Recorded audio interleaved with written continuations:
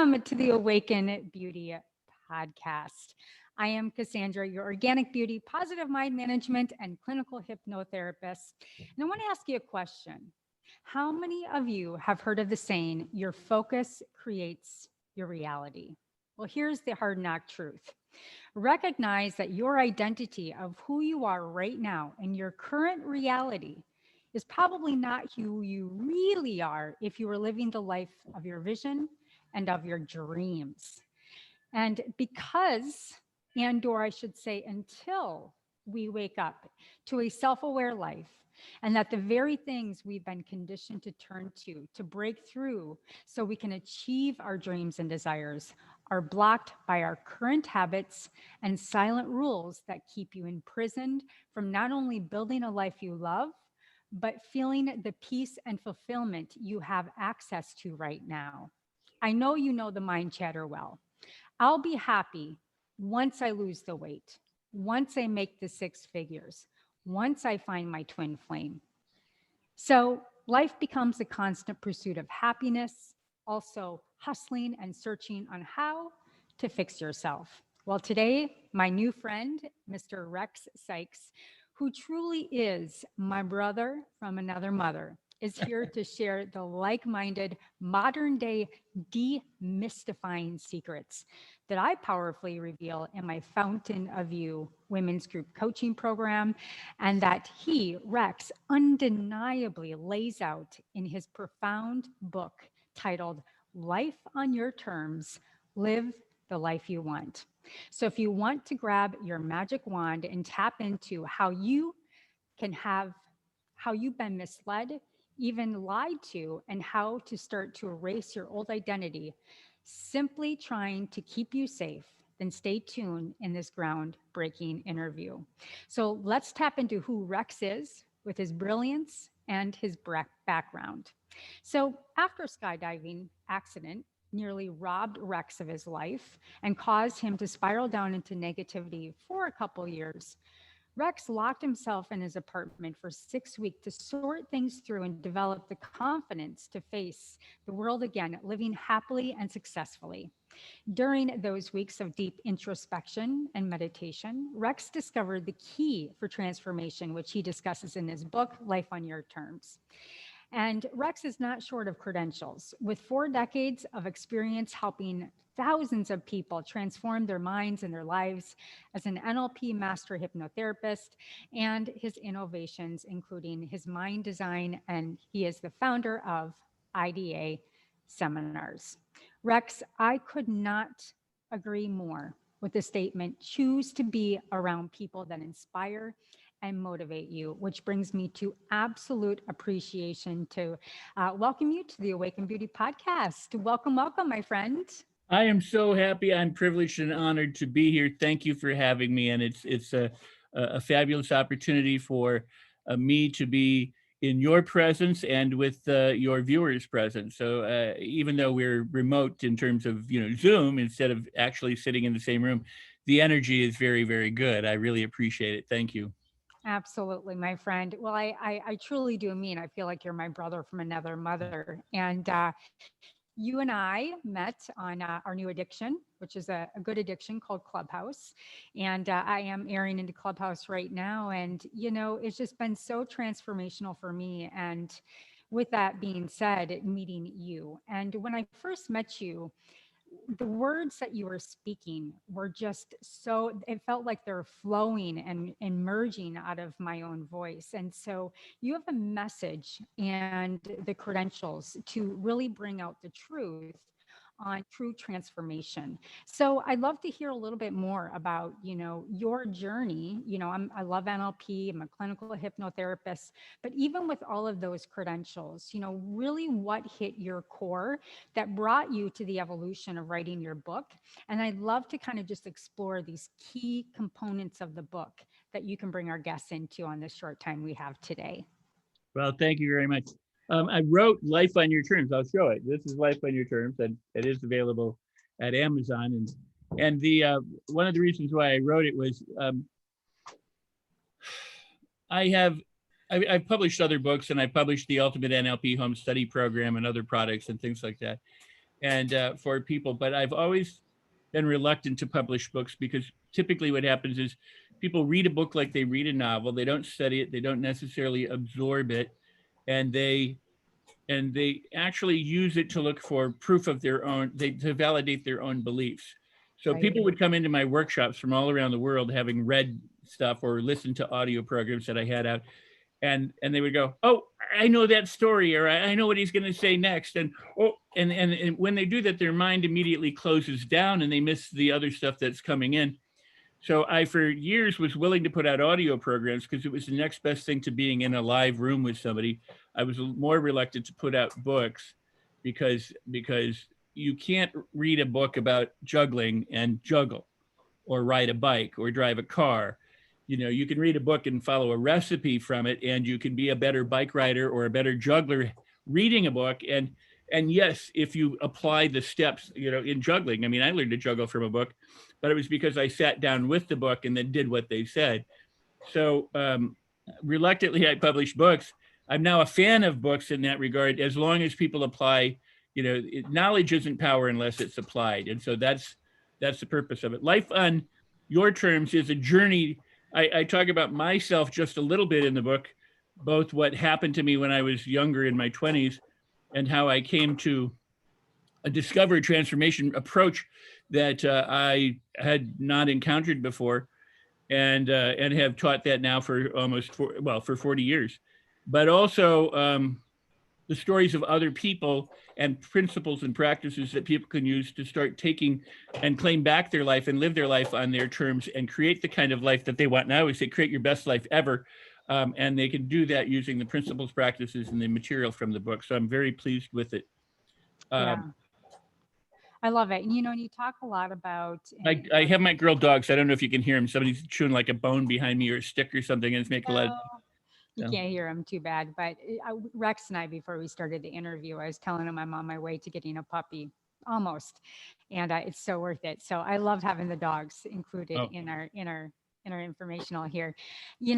Rex, something that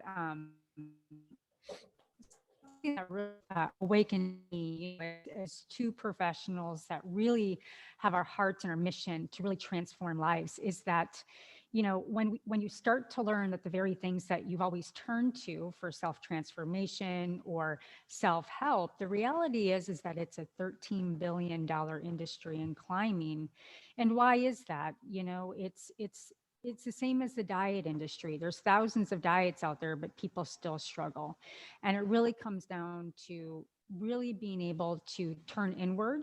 And when we can start to go within, find the right mentor with the right message and the right spaciousness for us to come to our own truth and our true nature, it's a lot of jargon until you actually start doing the work. And, manifestation and all this, sparkly and information really can keep us off of our path. So that's something that I feel that you have so captured, and it's something I speak on too. And so I really want to tap into living life haphazardly, right? And how we really truly need to take control of our mind through mind management. So maybe you could tap into a little bit of the principles of, how the mind works and how you've been able to leap this quantum leap into success for people when they can start to understand the very things they turn to are the actual very things that block them from their true identity.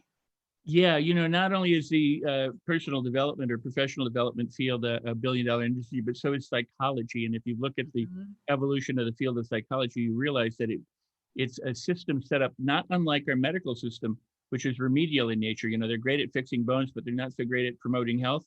That the field of psychology has been one that you get paid for not succeeding. So if you are a psychiatrist or psychologist or a therapist, and your work depends on having the client sit in a chair week after week, you don't want to get rid of them. You want to keep them if money is your main objective. If helping them lead a productive life is, then you need to fire your client at a certain point. You have to say, you know what, you've made the changes, now go on and go out and get out and live your life. I don't think that people, because we are so conditioned by our culture, understand how this has come about. And it's really come about really strongly in the last 40 years with the way that they have unregulated or deregulated advertising and promotion of certain ideas, and you can't turn on television news right now without having a psychological opinion rendered about something, whether that's coffee being good for you or bad for you, or a medical opinion. And truly, we are inundated with more opinion than we actually need. What people ought to be able to do is sort through all the material that's out there.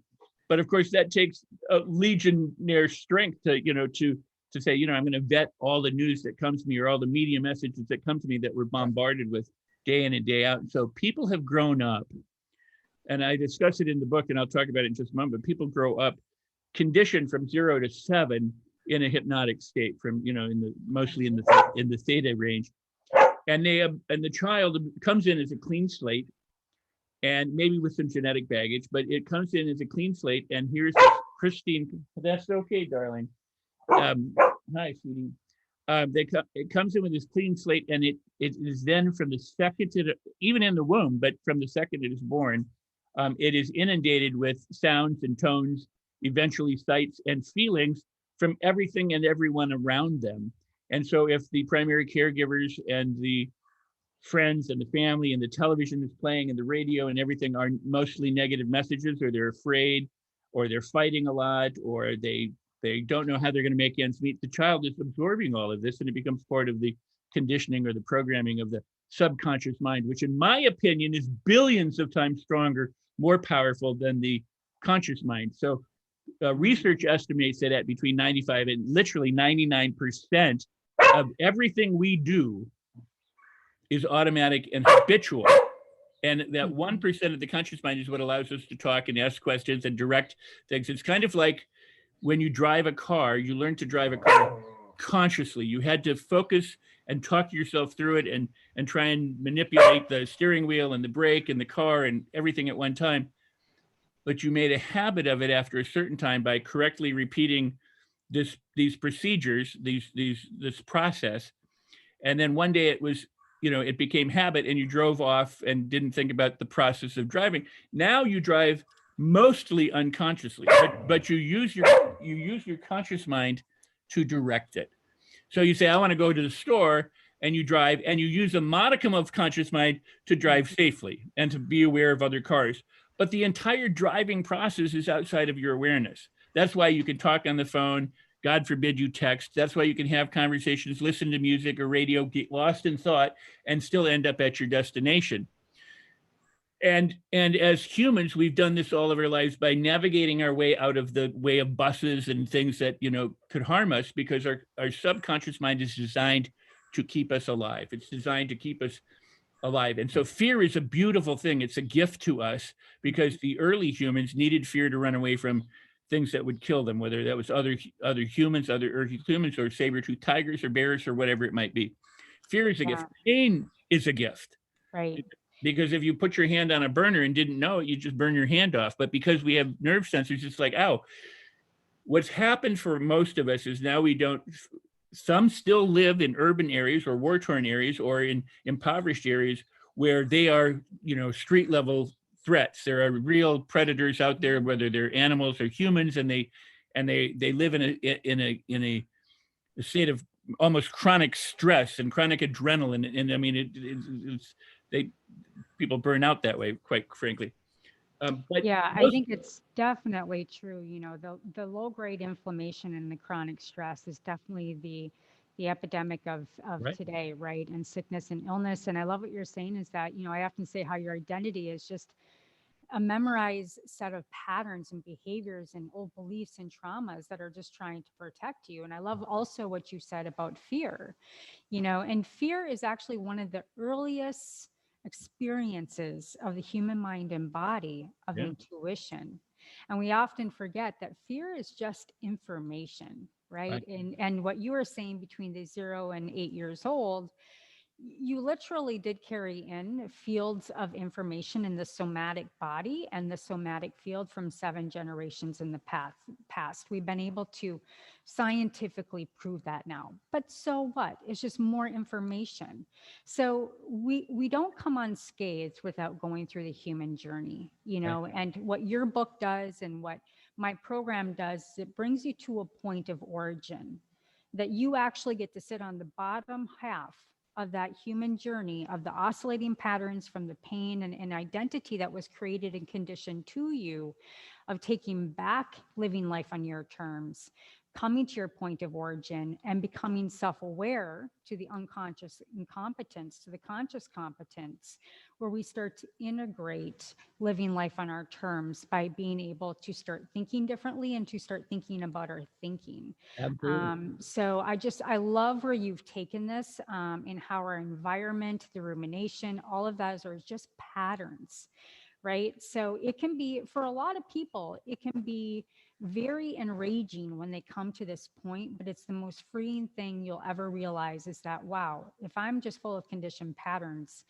the next piece I want to take it to, in what you really eloquently create a visual of, is it's kind of like walking up to a cliff. And if you look down, the goal is maybe the vision of your next business is the vision, and it's so far down and it's so far away, can feel so viscerally unaccomplishable in the body and the mind, that it really truly does come back to asking yourself the right questions and taking one baby step at a time. And I find that so many of us in the manifestation and the quantum science, it's a very opposite. It does take not necessarily massive action, but it takes action, right? Oh, yeah, no doubt. I mean, action is part of it. I mean, even if you imagine running in a race in your mind, there's action in your mind. You don't just, I mean, everything is made up of action. We are energy and frequency moving and expanding in the universe. So there's a decaying body is action. There's something that's happening, even though it doesn't appear. They think now that even rocks and hard buildings are, they're vibrating. It's atomic energy, essentially. So there's action within what appears to be solid to us, or that we experience as solid. My goal has been to simplify things. There's so many myths and so much misinformation, Yeah. and people have made personal change and development manifestation so difficult. It's all very, very easy. And with the book and with my programs, the thing is that what I try and get people to understand is, if you understand a basic principle, like if you always do what you always did, you always get what you always got. It's a very trite saying, but there's such profundity. It's so profound when you understand that if you continue to do what you've done, you're going to only get the same results. In order to get new results, you have to do something new. Anything different will give you a different result, but people don't understand it. So they approach personal change the same way they approach everything in their life, from their conditioning, from those habits that they grew up with. And if they think I'm not good enough, then they approach personal change from I'm not good enough. If they approach or manifesting with I'm not good enough, or I'll never amount to anything, or I don't know how to make this happen. So what I try and do is I try and say, look, it's really very simple. And then there's this industry out there that's saying, well, you don't know the right steps, or you don't have the right secrets, or here's the 50 ways to do. You don't want 50 ways to do something. If you can't do 3 or 4 things, you're never going to do 50 of them. If you can't get past the first chapter of a book, which most people never do, you're never going to read 100 chapters of a book. So you need to keep it simple. And what I discovered when I locked myself in the room was, I tried affirmations. I was doing hypnosis. I'd been on a journey since I was 3 years old. And at the age of 6, I wanted to be a mystic or a priest. Aristotle said, by the way, and I'm sure you know this, but he said, show me a child at 7 years old and I'll show you the adult, because the conditioning is set. Exactly. And so we live from that conditioning. And we have this little conscious mind that can direct it. And that's the cool part about it, is because the unconscious mind is so infinitely much stronger and more powerful than the conscious mind. It's like the tiny rudder on a big, ocean vessel. That little rudder can steer the boat, but the boat's power is the subconscious. In other words, it is what's moving the boat, but the conscious mind is what's steering the boat. So we can only change in one of two ways, really. One is through tragedy or adversity, or resistance, where we are up against something, and it seems hopeless. And so many people, what happens, and that's what happened to me when I was around 25 years old, is my life fell apart. And in order for me to pull it back together, I locked myself in a room eventually, and started to affirm, and I used hypnosis, and I relaxed, And the more I tried, the more I got frustrated. I kept saying, I am good enough. And then part of my brain would go, no, you're not. And I go, I can do anything. And they go, no, you can't. And so I started to teach. I wrote an article way back when, and then republished it later in the 90s. But why affirmations don't work and why you need to ask questions. Because I would say, I also had lost a girlfriend at the time. I screwed up my career. I lost most of my friends through this thing. And now but I mean, many years later, I saw it as a gift, because it truly is a gift, just like fear or anything. Scrooge got a gift, right? He got visited by 3 ghosts and transformed overnight into from being Scrooge to being this generous, hey, Merry Christmas, everybody, and tossing out gold. And so we can transform instantly, or we transform through tragedy. And what tragedy does is it just breaks all the programming. It just doesn't leave us with much.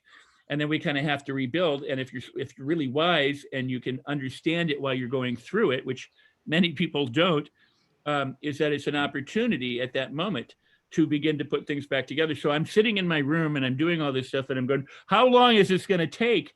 Why am I so screwed up here?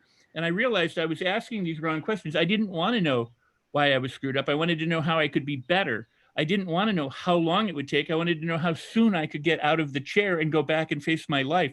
So I realized that what we ask ourselves is really, truly important. Now, I didn't invent questions, but I created something called directed questions, because questions direct the mind. If I say, where did you get the flowers behind you? You probably know the answer. Or you say it was a gift, or I don't know, somebody gave it to me, or someone brought it in, or whatever. But you have an answer for it. If I say, what's the capital of California, you can say Sacramento is the capital of California, because you know it.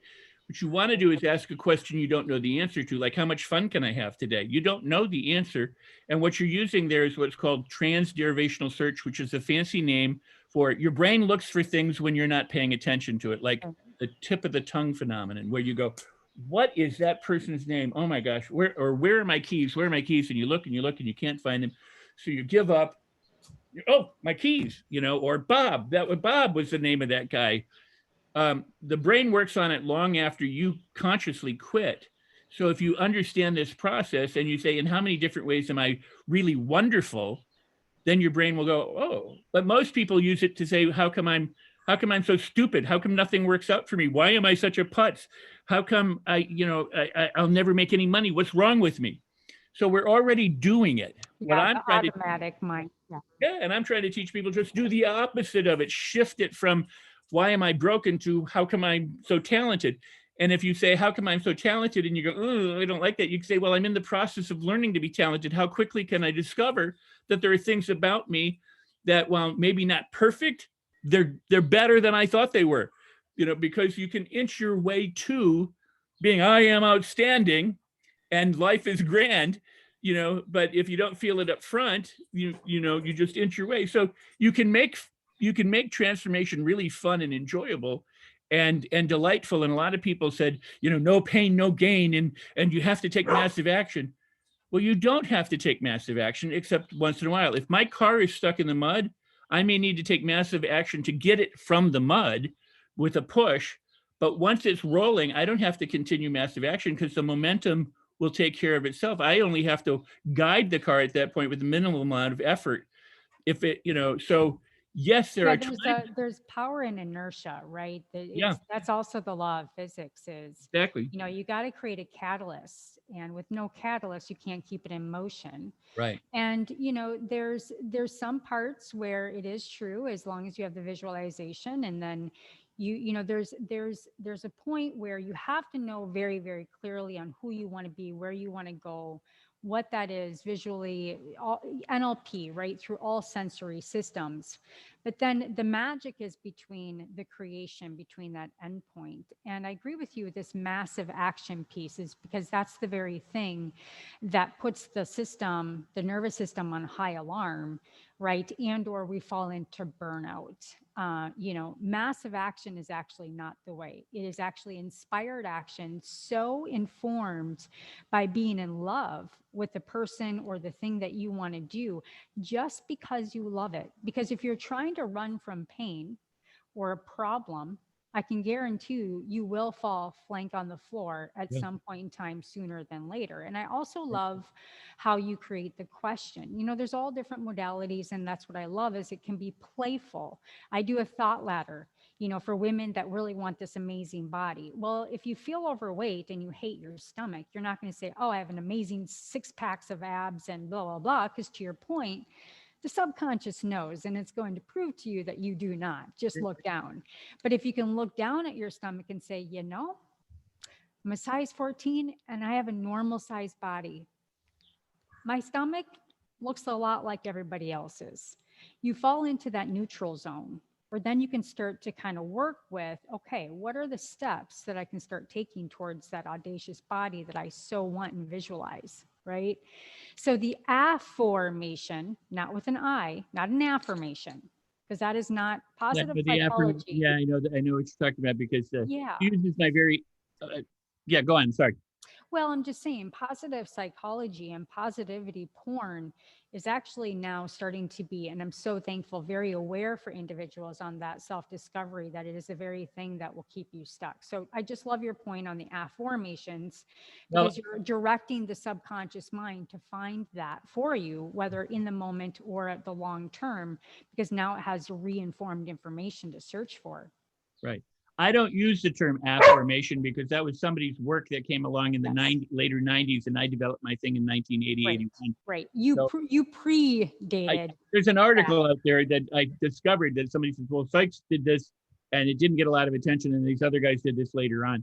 And it's all good. I mean, it's all good. But if you read his book, you'll see the very examples I've been using for many, many years. Right. And that is simply this, most people will ask questions like, why am I screwed up? And what happens is the way the brain works is the brain works by association.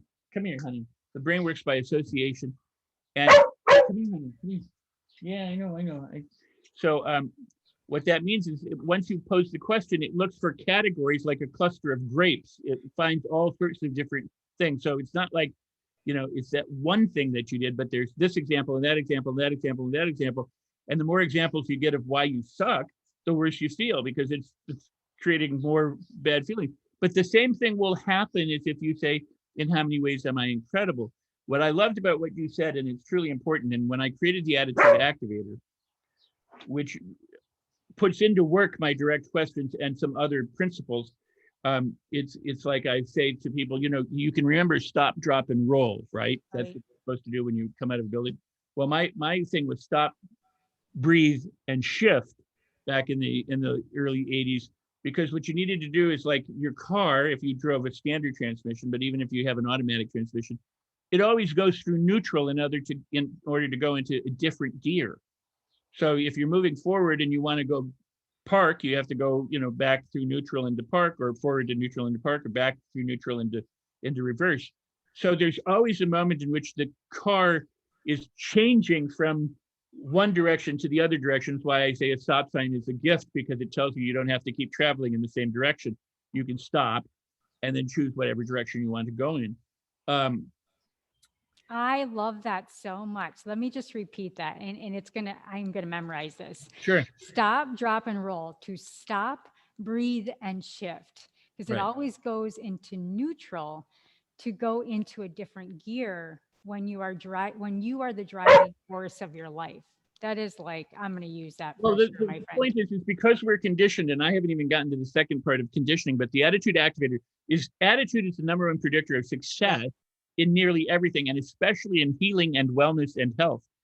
The attitude toward the treatment determines how well the patient typically does. And Travis Air Force Base conducted research in that years ago, and it's been, continued ever since. Work in the placebo effect is amazing. I was criticized by somebody once because I said, my job is making the placebo effect conscious. In other words, what we're trying to do is consciously use the placebo effect because it always works. Every pill that every treatment anyone ever takes there's always a placebo component to it. It's not added to it. It's not, it's always present. I can't take a vitamin without the placebo effect happening.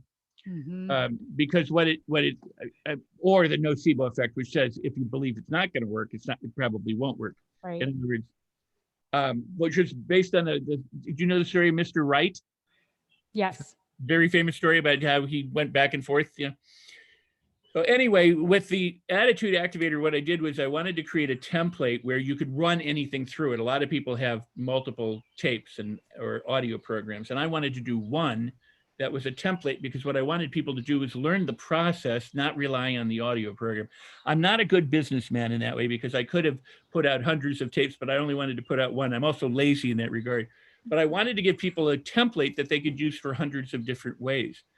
And in order to do that, I created the process of stop, breathe, and shift. And then what you need to do is since the patterns are running automatically and reliably, because that's what they do when they're triggered. So, and by the way, emotionally, we always do the same thing the same way.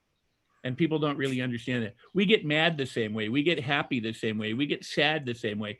Our neurology has learned the routes, the neural pathways for these different, what we call emotions. They're all processes, but somebody gets angry, they say, I started to flush, my face, flushed, and I saw red, and then I just lost it, and they start getting like their body, and I feel it in my back, and the hair on my. All of that is a sequence that actually happens. It's either sequential or simultaneous that occurs neurophysiologically at one time. So whether you're horny, happy, sad, Yep. inquisitive, fascinated, fun, playful, we Yep. do it the same way. Yep. So different things trigger us, and there are varying degrees of mild annoyance to outright rage. But if you doubt that, just drive along the freeway and then have someone give you the finger, and it's likely that you go right back, because you've been triggered. It's how you always will, and until you get free of it. Yeah. So my point was that you have to interrupt the pattern in order to get free of the pattern. You can't keep perpetuating it. If you always do what you always did, you always get what you always got. So if you keep talking about your pain and your suffering and your problems, or why you were broken when you were 11, or how you overcame, you were a survivor of something, if you constantly talk about it to yourself or other people, you constantly perpetuate it, you keep it alive. And if you want to do something different, you're going to have to change that. If you want to live differently, if you want to live victoriously, you can't keep recounting how things didn't work for you in the past. You have to start recounting how things are working for you now and how they will in the future. Yep. So you actually have to interrupt, So exactly. Stop Right. perpetuating what you don't want and start shifting to Right. what you do want. And so you interrupt the pattern and shift into neutral, and you breathe and you breathe and you let go and you breathe. And that puts you in that neutral place where you then change direction and you can shift into, gee, I wonder how many ways I truly am marvelous. Or, you take those baby steps to it. So you go from, it's like not this, but this, not this, but this, not this, but this, and in between is that break state. So people can change easily. That's why I created the Attitude Activator. By the way, it's on my website. Yes, you can get it. I've done the heavy lifting for you. So if you want the process, the template, the cool part about it was the way it took me a year to design it was I wanted a template that people would learn the process by going through the process so that the audio program would do away with itself. Mm-hmm. Certainly you could listen to it. I've had people listen to it for many, many years, and they keep buying it over and over again. But they learn the process so that it becomes part of what they do when in real time they need to go from being less resourceful to resourceful, or they walk in and their boss says something and immediately they feel criticized. Well, instead of responding or walking out of the office or doing what they would normally do, they now can find themselves becoming resourceful and understanding maybe that's feedback that they need to do, or maybe the boss is having a bad day, or maybe they understand that they are a person of worth, and no matter what this person says, so they have different choices available to them than they would otherwise have had responding in the same way, And so that brings me, and then I'm going to stop and let you talk, but that brings me to the second point of change, and that is to do the correct behavior repeatedly, consistently, long enough until it becomes a habit. So if you want to learn to juggle, you have to juggle every day or whatever until it becomes a habit. And know that part of juggling is dropping balls. So if you don't like dropping balls, you're probably not going to juggle. But if you go, you know what, dropping balls is part of it. And no matter how good of a juggler you get to be, you still may drop a ball. But there will come a time where you start with 2 and then 3, and then maybe you do 4 and then maybe 5, and you build up your skills and your abilities because you consistently Arnold Schwarzenegger didn't get his body overnight. He did it through constant exercise. And, no, there's not an Olympic champion out there who was born an Olympic champion. They had to acquire. I mean, they may have had, some people have more physical prowess than others, perhaps, but they had to train themselves, and they used mentors and coaches to become the very best. And when you think about an Olympic champion, they compete every 4 years for a few seconds. And they spend the rest of their time training for those 4 years for those few seconds. I mean, what an incredible life to live. I have a friend who was in the Olympics twice, and then he was paralyzed. And he used his training and I write about him in my book, Jamie Nieto. He used his mental training and conditioning and his faith and his certainty to walk again, and to walk his bride down the aisle when they gave him very little chance of ever walking again. Wow. He was Yeah. a quadriplegic. He could move his left pectoral muscle after the accident. And he's now up and walking. He's a writer. He's an actor. And he's on a TV series and things like that. And there are so many countless people who have gone through so much and can do it. You and I and anyone can do it. And that's the message that you and I bring to the people, is that, if it's possible for one person, it's possible for anybody. You just have to create that neutral space where you can say, okay, I'm going to give this a try, and then try it on like a new pair of shoes, and walk in them until it becomes comfortable. In my book, and I promise I will stop, I talk about, and I learned this from experience. There are people who, they call it peacocking, when guys wear flamboyant hats, and women, it's peacocking. It's, it's drawing attention. Because I was never very comfortable with that. And so but I wrote about it because I hated Hawaiian clothes. I wore like in the 60s and 70s, I wore the clothes of the time. And then the 80s came along, and it was the disco era. And I went to work for a woman who said, if you're going to work here in this house, you're going to wear drawstring pants and Hawaiian shirts. And to me, that was like the worst thing ever. I could wear tight blue jeans and designer shirts, but I couldn't wear drawstring and Hawaiian shirts and flip flops and the whole thing. It was too casual but wearing it around the house, I got where I would wear it to flea market. I wear it everywhere. Now you can't get me out of it. So if I dressed any one of the readers or listeners up in, say, Elvis Presley's sequins white outfit and said, this is what you're going to wear from now on, at first, many of them would be uncomfortable. But after a while, that would be their standard dress. They would be completely comfortable with it. And that's the cool part about our brain, is the brain learns how to make things comfortable. It's also the reason why we get stuck too, because we don't want to get out of our comfort zone. So what's a blessing may also work against us, and you just need to learn how to direct it. So I want to give you a chance to speak because I've been going on for a while. I just love it. I could listen to you for hours. I mean, truly. I mean, and it really is, one thing I wanted to pull out there was, we often hear purpose and we often hear passion when we talk about our big vision and our dream. But truly, truly, as watered down as it is, it really does go back into the ability and tenacity to move into neutral, whether neutral means finding and feeling the feelings that you haven't felt so that you can flush them through and actually overcome those moments of anxiety or what have you.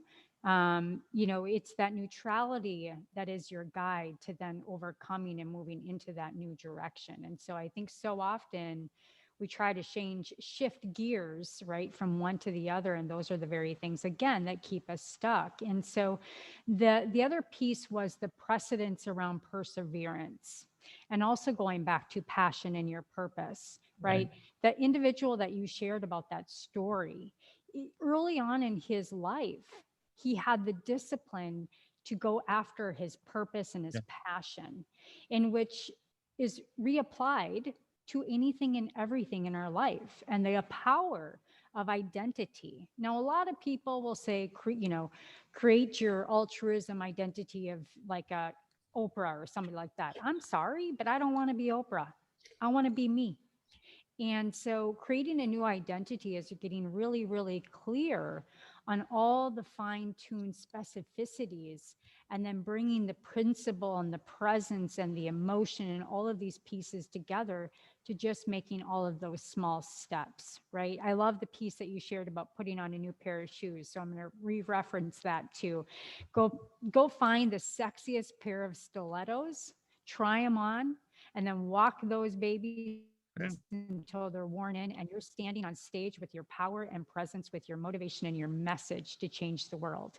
And that's really what it is, right? It's owning our presence so that we are authentically and truly who we are and who we choose to be. And that if you don't want to be that, you can go change your identity at any point in time. But it does take time. It does take right mentorship. It does take breaking free of old patterns and beliefs through self-awareness, through the questions that you have so brilliantly created with your program, and then just staying with that because you love it. And if you don't love it, you're going to lose your passion. So Rex, I love it all. And we have a short time here together because I know you have to hop on to another meeting. But, as far as, that program that you've created, and I know it's inside the principles of your book, what are 3 steps that someone can take? Just because it's so visceral right now. What are 3 simple steps that you can conclude from your program that people could start doing today? Well, that's a great question because there's so many, what I just said, actually stop, breathe, and shift. And maybe it's just that, stop, A breathe, big and one. I mean, that would be a big one. The other thing is to take to heart what I said earlier. If you always do what you always did, you're always going to get what you always got. Exactly. Understand that in order to change your life, you have to change some things in your life. And people compartmentalize. They go, if I want to be the best basketball player in the world, I need to do this. Or if I want to be the best seamstress in the world, I need to do this. If I want to be the best singer in the world, I have to do that. If I want to be the best cook, I have to do that. So they're used to applying it toward a talent or an avocation. But we have been conditioned out of applying it to our own personal development, our own ability to direct our minds, because it is of great benefit to the powers that be, and you can decide whoever those are, to not have people live their dreams and their passions and their life. I lived in a commune that essentially was destroyed by the government because they couldn't see affluent people living together in the desert as part of leaving society. It just was, this is not an example we want people to do, so let's get rid of them. I wrote Life on Your Terms because I want people to be able to claim back their life. That doesn't mean they have to quit their job. They could, but that doesn't mean that they have to. What it means is that they live life on their terms, means that they feel whole and complete inside themselves. They find what their purpose is here on the planet. I believe that we have an authentic self. We come in as this clean slate. We get conditioned like with layers, like an onion, and this little child. And then we grow up pretty much validating those, and our experiences validate that. So if we feel worthless as a child and something happens when we're 25, we go, see, I'm no good. And we do that until we go to the grave. Right. We don't have to. The key is we don't have to, but we're taught that there's no other thing to do, that we work 9 to 5, we retire, we get a pension or whatever. And that's not true anymore. But, we have these things that we were supposed to believe, or that you're not good enough. Henry Ford allegedly told Napoleon Hill, don't put that book out because I'll never get anybody to work my assembly lines if they're all entrepreneurials and all living their own lives. So there's an argument that the books were changed, that they were watered down, and so that there was enough in there that if people could see through it, they could get it, but some of it was hidden. And well, the point is that everybody around us is telling us what to do, from ancient mystics to Jim Carrey and Oprah. They're all telling you their process. Most of them are saying, like Will Smith said, I was a big star before you ever realized it. In my head, they had a purpose. They had a passion. If you listen to people on night TV talk shows, they will say, "Oh, I lived out of my car. I was broke. I lived on the street in a tent with my dog and my mom, for years and years. But I always knew that one day I was going to break through. I knew that one day somebody would hear me sing. Listen to Lady Gaga talk about her success. Listen to Jim Carrey about what he did from Mulholland Drive, looking down on the valley, going, 'You're going to work with me, and you're going to pay me $20 million to do so.'" It is discovering that one of my favorite people in the world is Edward C. Barnes in Napoleon Hill's Think and Grow Rich in chapter 1, when it introduces him, and it continues, but it says Edwin C. Barnes it first started as a hope and a wish. He wanted to work with Thomas Edison. He wanted to be partners with Thomas Edison. And so he, one day, after a while, his wish became a desire. His wish became passionate desire. He hopped a freight train, dressed pretty much as a hobo, got to Thomas Edison, and Edison said, I see this guy standing in front of me looking like a bum, but there was something in his eyes. There was a presence, there was something there. And Barnes, who later retired very wealthy in Florida, said, I came to put you on notice. I'm going to be your partner. Whether he said it out loud or said it in his head, he was, I'm going to be a partner of Thomas Edison.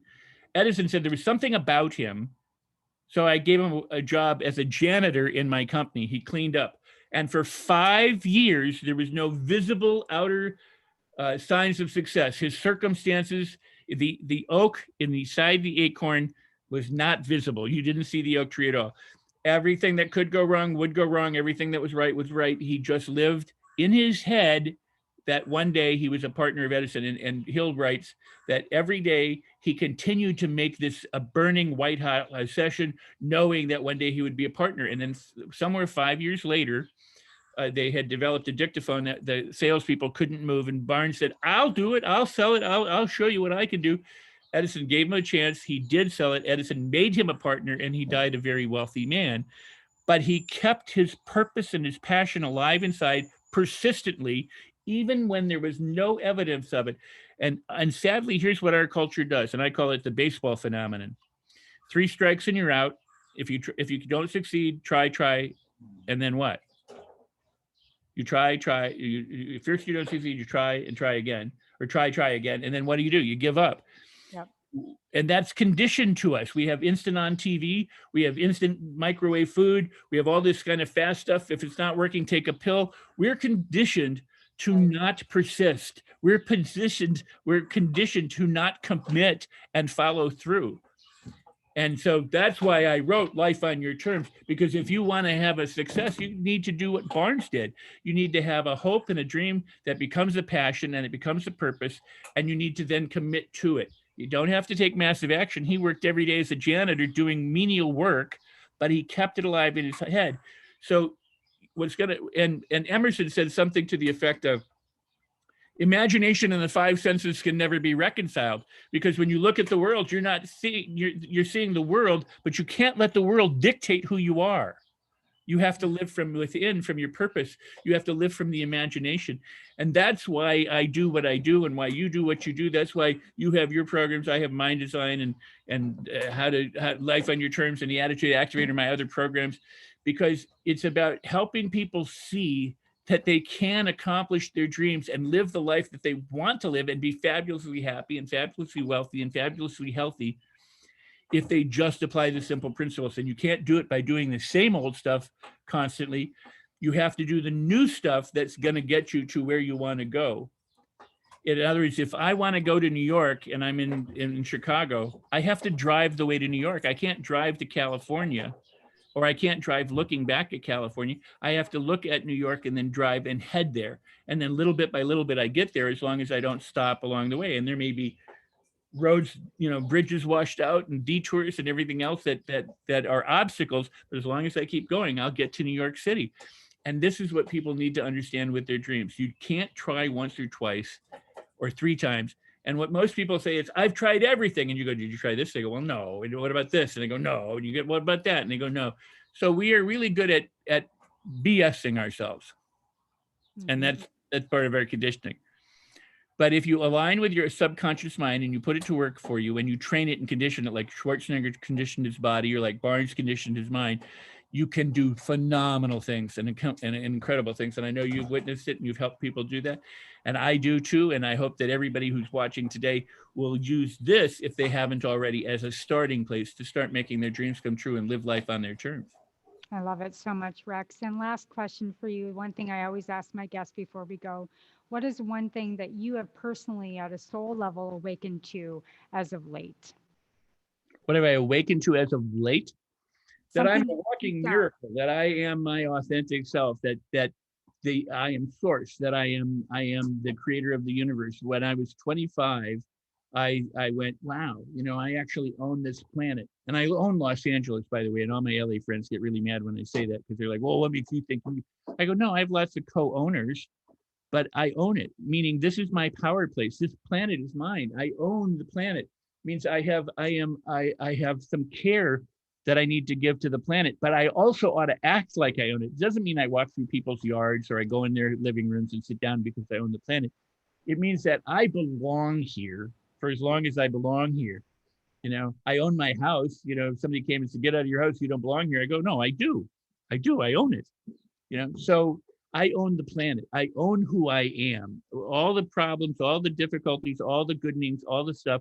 I am who I am. And I am an unfolding that continuously unfolds through time. And one day I'll transition out of this body and I'll continue to unfold whether I realize it or not, because consciousness and energy can't be created or destroyed. It just is transformed.